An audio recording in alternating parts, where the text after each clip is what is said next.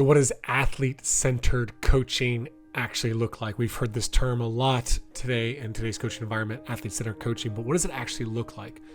Well, when answering this question, I actually found it really valuable to learn from a friend in coaching outside of the popular team sports that I know many of us would be familiar with on this podcast.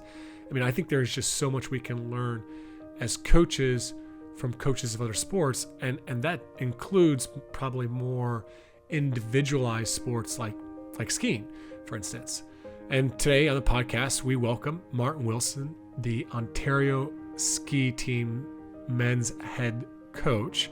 And I met Martin in October 2024 when I was giving a keynote and facilitating a workshop for Alpine Ontario. And I was just so impressed and fascinated with his philosophy on coaching and team culture. And I knew that I could learn a lot from him, so I invited him on the podcast. Martin has a coaching career spanning over 3 decades.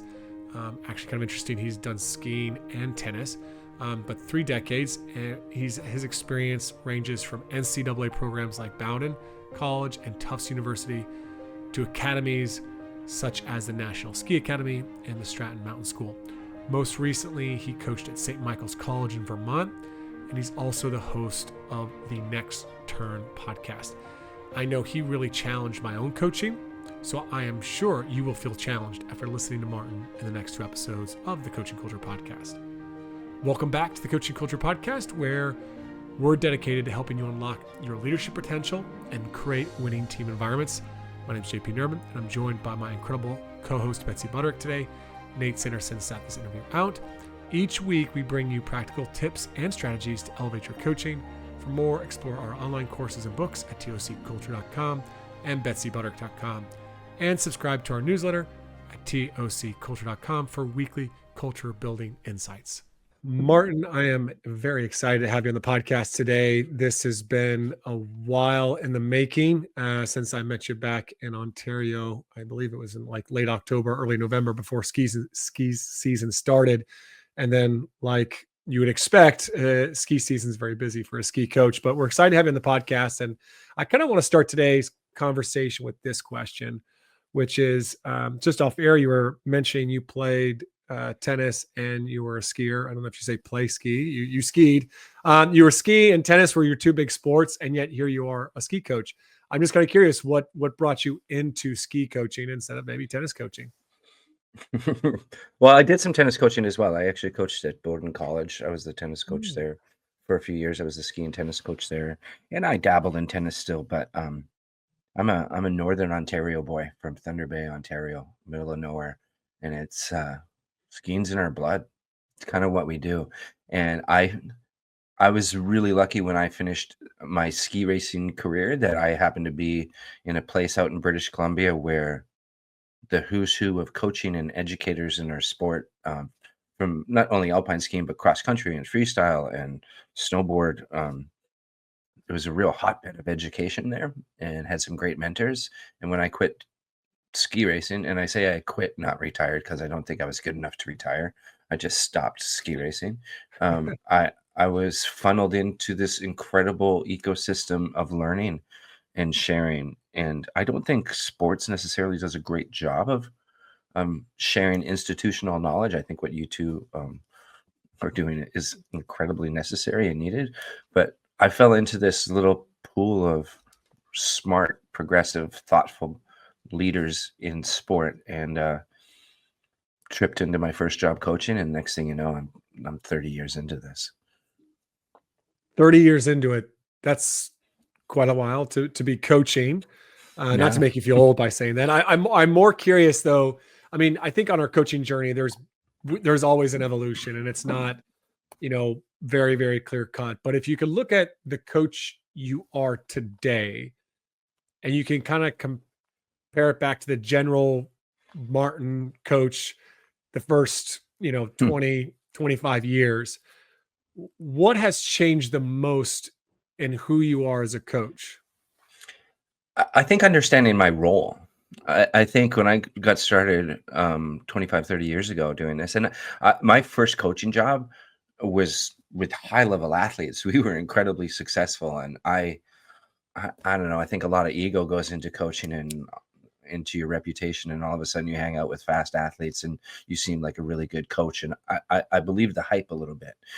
Um, uh, uh, that I had special words, or I had something special for them. Um, and as you know, in coaching, that's how you get hired. That's how you recruit your reputation. Um, I don't care so much about my reputation anymore, and I think that's the biggest change. My role now as a coach is to support. It's less about what I think and more about how I can affect change in a useful fashion. And that's different for you, Betsy, than it is my approach with JP. Um, it really has to be completely athlete centric, and that's where I've changed, and probably more so in the last 5-10 years than it's been a gradual evolution. It's been more of a holy shit, we gotta do something different here if we're gonna continue to be effective. So that to me is the biggest changes. I think I used the analogy before is 20 years ago I was really interested in winning best actor Oscar, and now my only goal is to be best supporting actor. That's all I want. I love that. And you use that word athlete centered. Could you just define that for the listeners real quick here of how that, what that means to you? Well, there's a whole bunch of different layers from it. There's the technical side of things too, the physical technical side of things. I can't ski the same way I did 25 years ago because my body doesn't work the same way. Yet here we are, probably 25 years ago, I would judge a program by if there's 10 skiers on the team, if they all ski the same, that means that program's tight and they all know how to do it and they all look the same and act the same. So that's really a well-oiled program. I don't know if I necessarily believe that anymore because I think if you have, I was actually listening to a podcast of yours with some basketball coaches, and Betsy, you can talk to me through this, but I, it floors me that if I've got a 2 hour practice in the gym, that that practice is going to be the same for all 15 kids on your basketball team. That to me is something we don't have that luxury in skiing because of all the outdoor nature of it. Everything changes. But what are the odds of 10 kids all being approached the same way and still being effective? And that to me is what athlete centric means, is not what is the model of the skiing or the technique, what is the ideals of the mental side of this athlete. It's just, what do we have? What are the what do we have in this athlete? What are the strengths physically? What are the strengths mentally? How do we tailor an approach to make this kid better?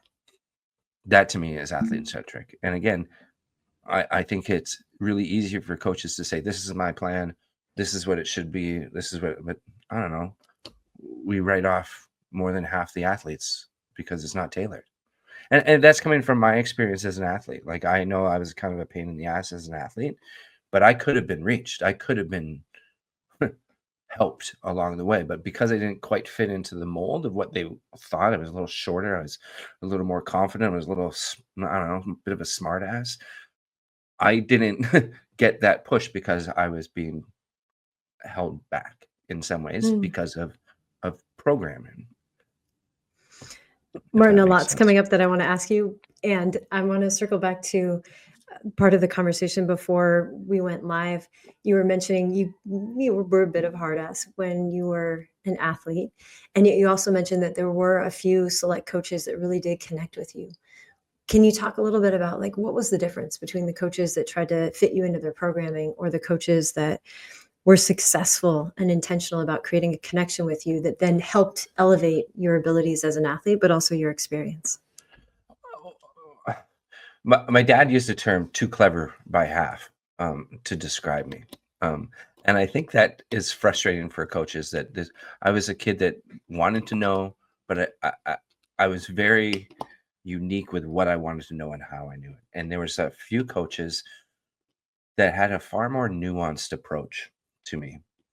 Like, in the second, this is a long time ago, but I got to think as an athlete and intake of World Cup athletes constantly. And and to me, it's the second that you realize that a coach isn't just mailing it in, giving you like a blanket response. I call it Teddy Ruxpin coaching. You know, those Teddy Ruxpin teddy bears. You pull the string, you get one of like 7 lines. Like that to me is aggravating. And if you know that that's the Teddy Ruxpin approach, and you see it's so easy to shut off as an athlete. And the few coaches that I've had that was really impactful got beyond the Teddy Ruxpin stuff. Like saw that I saw the bullshit in it and invested a little more time to get to know me, how my wiring was.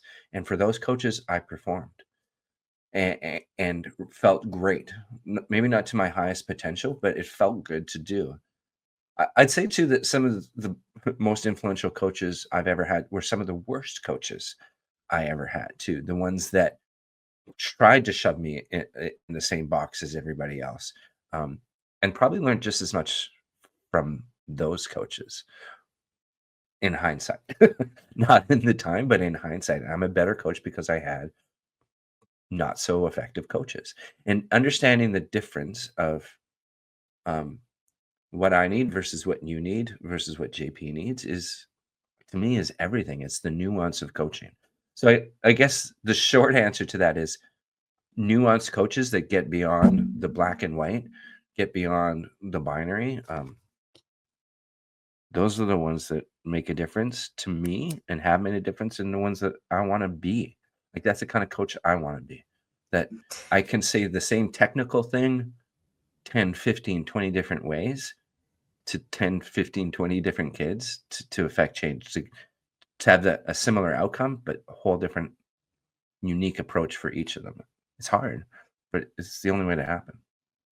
In that last piece, it's hard. What would you say to the coaches that are like, yeah, I get it, Martin. I want to be athlete centric. And how am I as one person supposed to respond in a way that's unique to the size of my roster? You know, I don't just have these 4 athletes that I'm coaching. I've got, you know, a team of 20. I've got a team of 60 if we're talking, you know, certain sports or lacrosse, football here in the United States too.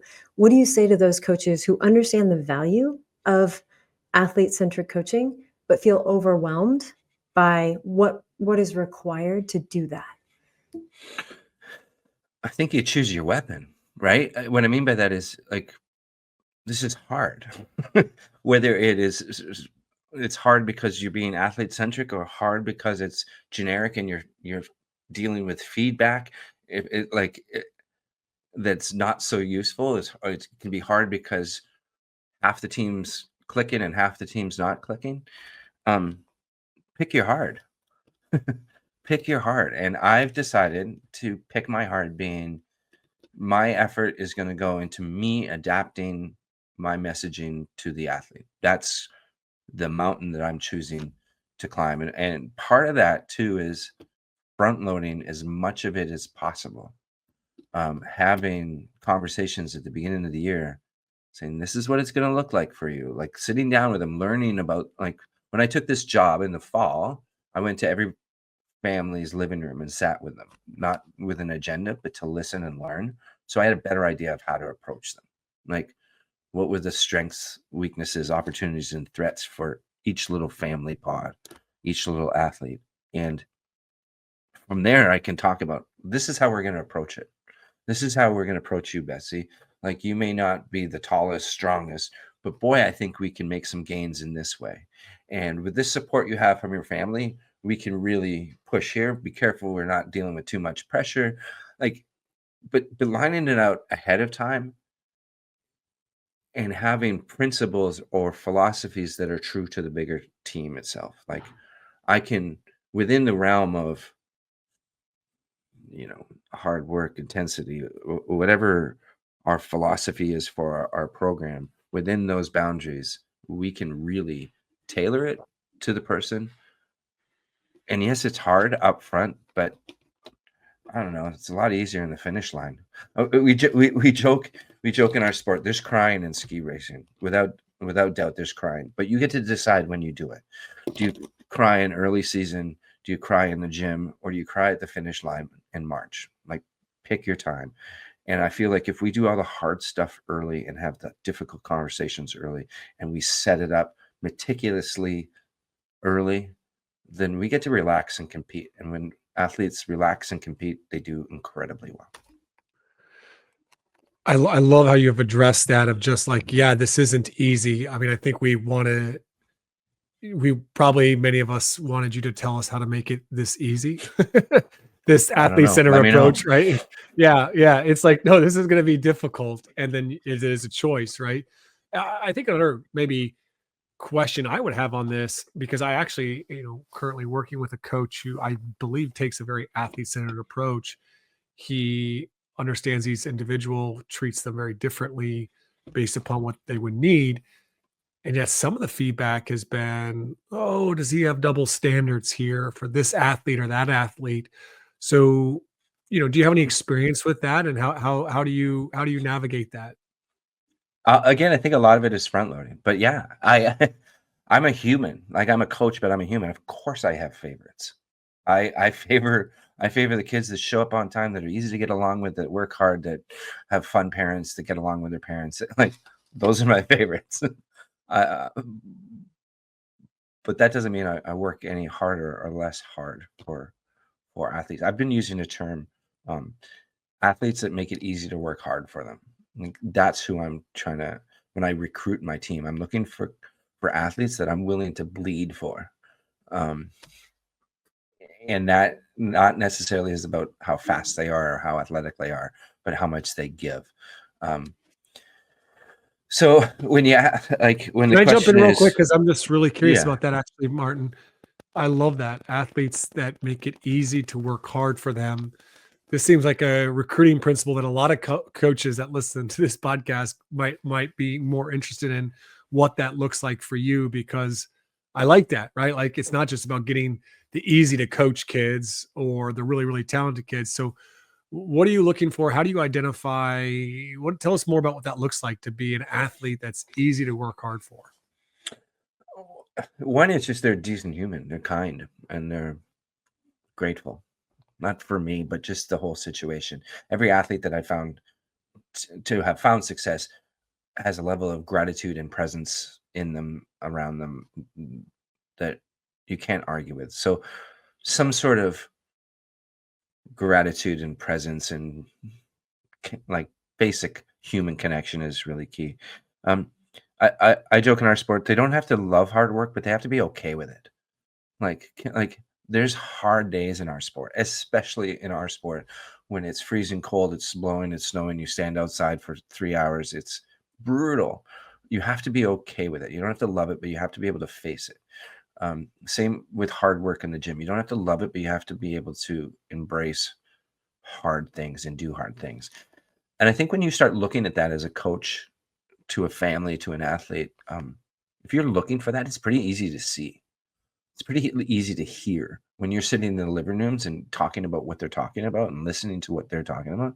You find out pretty quick what the root of inspiration is. Um, is it I've been really good at 14 and 15 and 16 and I get medals every weekend, so I'm really into this? Or is it like there's something about this sport, that the grind I love, and Betsy, as you know, as a basketball coach, like that grind is, you can see it. It's palpable.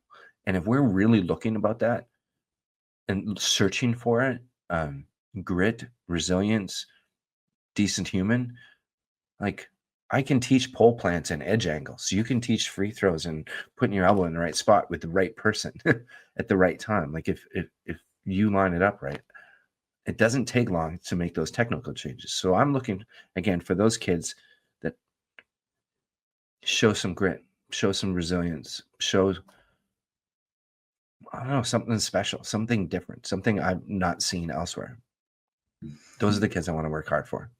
Martin, and JP, I'm glad you doubled down on this, because for me, this is a very big perspective shift. I think even when we have coaches that are athlete centered or they are transformative coaches, when it comes to recruiting, they're still looking for athletes that will bleed for them, like Mm, athletes that will run through a wall for them. This is a complete perspective shift to look at. I'm looking for the athlete that makes it easy to work really hard for them. Because I'm willing to bet every coach that's listening right now has had an athlete or two like that. Can you imagine having an entire team of athletes like that? Not yeah. just in terms of success or production or development, but also joy. Like, what is it like to be in an environment where you want to work hard for all of the people that you're coaching because they have the qualities that you enumerated? And when we change the way we look at things, the things we look at change. That's a Stephen Covey quote. And right now my mind is just buzzing with curiosity around what if this is, the lens that we approach coaching through. Like, I'm looking for athletes that make it really easy to work hard for them. Like, what would change for us as coaches? What would change for our sport? What would change for the experience if that became more of a priority in terms of what we're looking for and the lens through which we coach? So I love that you brought that in. Thank you. That's incredibly valuable. Well, let's hope it works. Like, let's hope it works. I think the other part of that too is not just the athlete too. I say to my parents, the athletes' parents that I deal with, and my athletes are little, like they're 18 to 22 kind of age. Like, the parents have a role, but it's not in my face all the time. But part of being easy to work hard for is using my time wisely and using their time wisely. Like, that to me is a big level of respect and gratitude. Is, hey, if we're here in February and we're talking about we should have gone to the gym, or Martin and the athlete are butting heads, like, the gig is up. Like, the gig is up in February. Like, if that's what we're talking about, if we're talking about scheduling nuances in February, and like, we've already lost it. Like, if we're talking about how do I go a little faster over this breakover, or this combination of the gates, how do I find this 100th, this 10th, then we're having real productive conversations. So part of that is front loading all those conversations that you're going to have. Like, I've done this a while, so I can predict with every family, it's like, there's going to be a time that we get on the phone and you're not going to be happy with me because I'm not happy with your kid. Like, how do we have this conversation? How do we make it efficient? And how do we solve it so we can move on? And I think if you talk about that stuff in October and November, and in the thick of it, we're not talking about that stuff. We know what's going to happen. Like, there's no surprises, no emotional surprises, no, I don't know, reactionary surprises. Then we're using our time wisely. Like, I'm only an asset. I'm only an asset for the athletes, and they use me as they see fit. I can't give them more than they're willing to take. So let's be really efficient with those connections. Let's be really, again, have a clear intent about when we're talking, what we're talking about, and why we're talking about it. And that allows me to know that these kids want what I've got, and makes me feel like I can give and it's worth it. And maybe that's a selfish approach to coaching, but I'm a pretty good coach even when I'm miserable, but I'm a way better coach when I'm joyful and feel supported and my life's okay. I don't think that is it shouldn't be this controversial issue that I deserve to be happy and I'm better when I'm happy. And that's same for me as it's same for the athletes. There's so many good things in there, and I want to talk about the communication and when to talk and when to not talk. But first, I think you mentioned something around the parent piece, which was interesting. It's almost your focus is less about what are we going to talk about, and I think a lot of times coaches get really caught up in role, playing time, those types of things in various sports. It's more about how do we want to have conversations. And I think that's really at the end of the day, like is what you try to get really intentional about is how are we having conversations. So when you think back on, your communication, one thing you share with us off air is that you say a lot less than you used to say as a coach. How do you bring intentionality to your communication? What is that? What is that process before you even step out on the slopes there and you're coaching an athlete, or you step into a room and have a conversation? How do you prepare for that conversation? Prepare yourself, right? Not just what is it that I need to talk about, but how do I want to talk about it here with this athlete? And then what does it look like in that conversation when you're kind of communicating? I start with one of my favorite words in coaching, well, phrases, it depends, right? And I think any decent coach shouldn't answer a question with a straight face without it depends, right? It depends. Um, so when I think about being intentional, I think about what's the next thing they need. I've got the next 5, 10 things in my mind, and I think as coaches, we often see the model of a World Cup skier, the best tennis player, the best basketball player, and we try to just change the silhouette of the athlete and put it into the frame of the World Cup athlete. I don't know if I buy that. I think I I look at what's the next strength we can build on, and what's the next hurdle that we have to overcome. I I think of things. I think of it as a tree. I use this often. An orange tree. There's growing the tree. There's growing the fruit, and then there's juicing the fruit. So I think having an idea of like if you're growing the tree, then it's fundamentals. It's just like we're building the nutrients for the tree to grow, right? Good sturdy roots of understanding philosophy. It could be the physics, could be the mentality, and then there's growing the fruit, the orange. And like, how do you get an orange to get a little bit bigger, a little bit juicier? And that to me is more of the technical, the precise, technical, tactical um, things in skiing, in tennis, and whatever sport it is. So there's the hard work that builds the roots. There's the technical stuff that builds makes the fruit juicy. And then there's me as the coach said, with the athlete, we got to get as much juice out of that fruit and into the glass as possible. And that's our game. So understanding what we're trying to feed. Is this one like the juicy ones when you're like you got a high-end athlete that is grown and ready to pick, and those can be some difficult conversations because that juicing is really uncomfortable. The grassroots, like the nutrients in the soil, the those are easier conversations. So knowing where on the tree that you're working, I think is a big part of what these conversations are going to be like. The other part is too is like say less. I've learned also to say less, but say it softly. Talk quieter. They lean in. They listen. Like if I don't say much, whenever I say something, they're pay attention. There's a great meme I saw it on Instagram. There's all this advice for teenagers written on ping pong balls. Clean your room. Like 1,000 different pieces of advice that we have. And there's a cup at the bottom of the stairs, and they throw all these ping pong balls down, and there's like 1,000 pieces of advice bouncing down the stairs, and maybe one goes in the jar. And I think we get in that situation often as coaches.